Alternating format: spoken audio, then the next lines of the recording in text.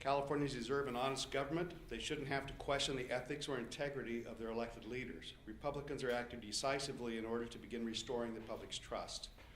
Our proposal addresses the behavior of elected officials after they get into office. It has 5 parts. First, it doubles the sentence and restitution fines for criminal bribery by a legislator. Right now, it's punishable by imprisonment in the state prison for 2, 3, or 4 years, so we would increase it to 4, 6, or 8.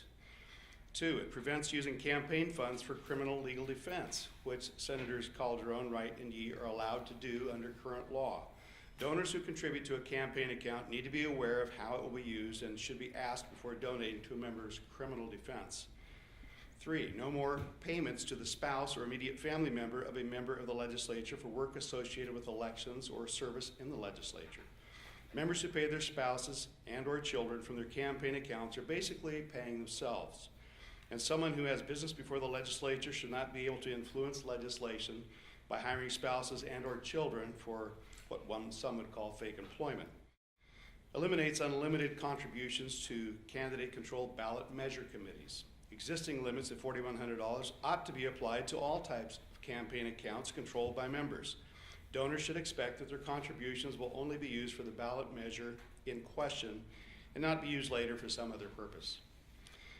And then finally, 72-hour campaign reporting. Members of the legislature would report within 3 business days any campaign contribution of $1,000 or more during periods other than the 90 days before an election. Without full transparency, Senators Calderon and Yee were able to hide the campaign contributions that were alleged to have been bribes.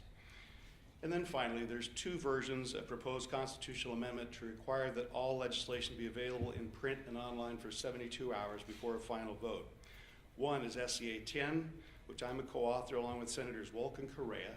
The other is ACA 4, which is Assemblymember Kristen Olson's. Both of these are stuck in Rules Committee of the respective houses. Again, without full transparency, Senators Calderon and Yee were able to cast votes on bills without the public knowing whether their vote was influenced by a bribe. These are simple reforms. We call on the Democrats to join us.